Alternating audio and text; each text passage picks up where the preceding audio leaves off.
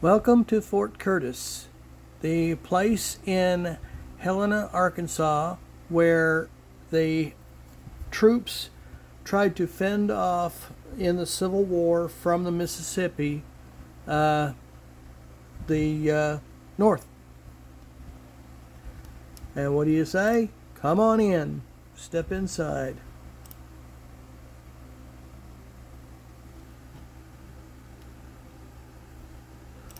We're going to try it like this here.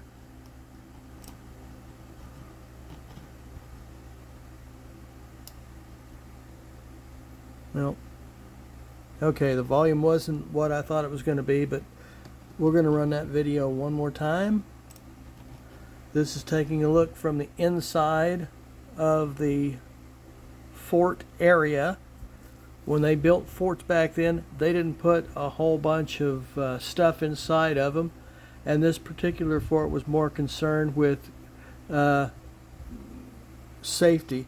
That cannon's going to come real important here in a couple minutes. You'll see why. When it came to defending Helena, because like I said, they were trying to come into the South through the Mississippi.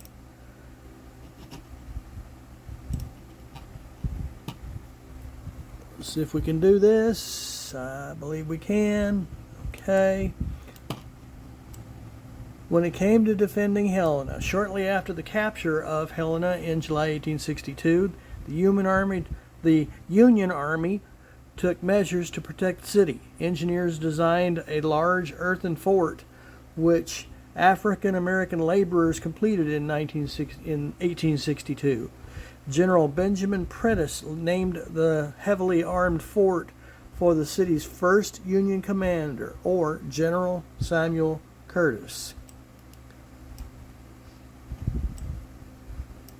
Within weeks of the Union Army's arrival in Helena, engineers began work on a large redoubt and enclosed earthwork. They sited the earthen fort as high ground at the end of a ridge. In 1862, the fort, 3 blocks north of here, just west of the city. The guns in Fort Curtis, like the guns in Fort Stevens, above, right here, fired over the walls of the fort rather than through the openings cut into the walls. Fort Curtis' formidable guns. Engineers designed the impressive fort to protect Helena from attack. Huge guns brought by Mississippi riverboats bristled from the ramparts. The Army hoped that the formidable weapons would cause the Confederates to think twice before attacking. 6 24-pounders and one 32-pound cannon armed Fort Curtis. The 32-pound gun alone weighed 7,200 pounds and could fire a projectile over a mile.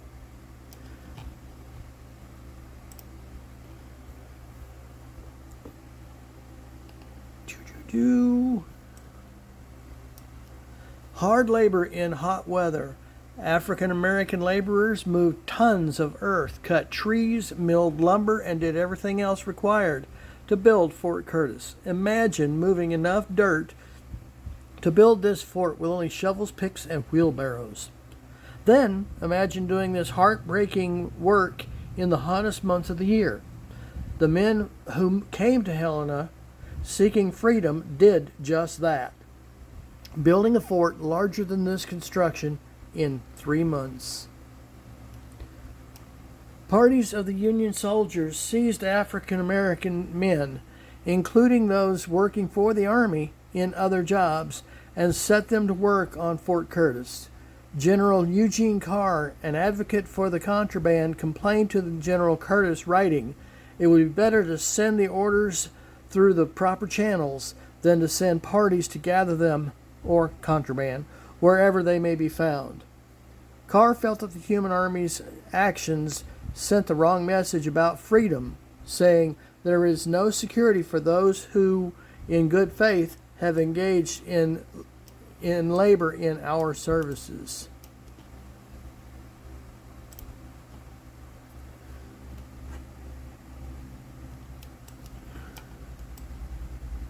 The Confederates tested Fort Curtis once during the Battle of Helena on July 4th, 1863. The battle ended in a decided Union victory. For the rest of the war, Fort Curtis stood over Helena, a symbol of the power of the Union Army. Fort Curtis signaled the beginning of the Battle of Helena and was the last line of defense for the Union Army. In the pre-dawn hours of Independence Day, a single gun at Fort Curtis fired, the signal for soldiers to take their battle stations. The 33rd Missouri Infantry, who had been trained to operate artillery, manned the guns. After taking Battery C, the Confederates attacked Fort Curtis, but they could not take it. The Civil War ended in 1865. A few months later, the Army removed the huge guns from Fort Curtis and shipped them out of Arkansas. The last inspection in 1866 found the fort in good repair, but its usefulness had passed. When the Union Army left Helena in 1867, it was abandoned. The fort was eventually leveled, its walls used as fills, perhaps. The First Baptist Church, 3 blocks north of here, now stands where Fort Curtis once stood. The irony about that First Baptist Church is what it looks like today. We will show you that in a little bit. The Confederates tested Fort Curtis during the Battle of Helena. We already did that one. I'm not going to do it twice. Okay. A whole bunch of picturizing. The Sally Port. You are standing in the Sally Port, the entrance to the fort. The narrow Sally Port protected the fort's defenders. I'll let you read the rest of it. I'm just not into it right now. Can't read that one anyway, but this you'd be better off to read this if you went to the site. Revetment and rampart. The vertical and horizontal planking in front of you is the revetment. These uprights and boards hold the soil that forms the earthen wall in place. The level platforms of earth beneath your feet is the rampart. As you can see, the rampart encircles the parade ground and holds the gun platforms. During an attack, soldiers stood on the rampart to fire over the walls. Main magazine. A magazine held powder and shells for the fort's cannon. The powder was stored 8 feet below the top of the magazine. The earth acted as insulation, helping to minimize damage if the shell hit the magazine, causing the powder inside to explode.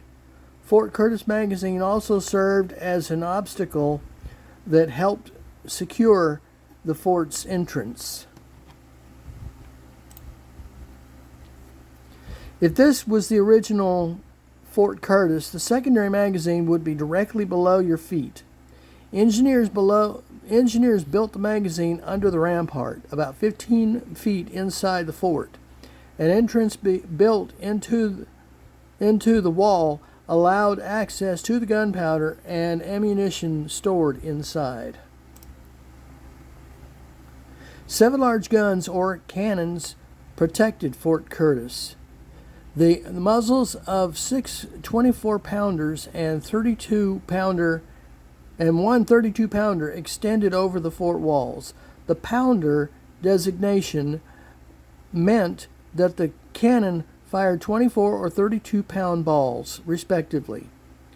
These large guns were usually found at coastal forts, where they provided defense against well-armed ships. Fort Curtis's guns never fired on a ship, but they helped repel the Confederate soldiers who attacked Helena on July 4th, 1863. Because people and animals must have water, most forts had wells. It was important to have water available inside the fort in the event of a battle or siege, when the men inside could not leave. The well at Fort Curtis was 64 feet deep. Now, this is the cannon they were talking about. There are the armament on the ground below them. This is the secondary view of it. What they were talking about, the First Baptist Church that was the fort. The fort itself that they said is still up. It's ironic of the position of this cannon, because the position of this cannon makes it look like it shot the thing. The thing is, this church was actually hit by a tornado, but it is not allowed to be taken down because it is part of this museum. Another view of the church shows you it looks like the cannon hit the church, right dead center. There is a picture of the view from the top. There's a picture of a view from the side, and there's another picture of the view about how much roof is left. Remember, the church was wiped out by a tornado. This is just a piece of irony about what happened. USCT in Helena. On April 6, 1865, Adjutant General Lorenzo Thomas made a speech at Fort Curtis seeking to enlist former slaves into the U.S. Army. The next day, hundreds of black men joined the 1st Arkansas Infantry, African descent. Later, designated U.S. Colored troops. These soldiers took an active role in winning freedom for the Arkansas slaves. The 54th, 57th, and part of the 69th USCT, or Colored Troops, were raised from Phillips County men.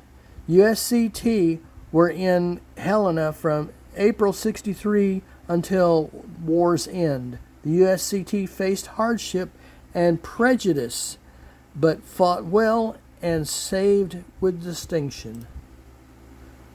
This is just other views of the same fort. This is a tour of Fort Curtis in Helena, Arkansas.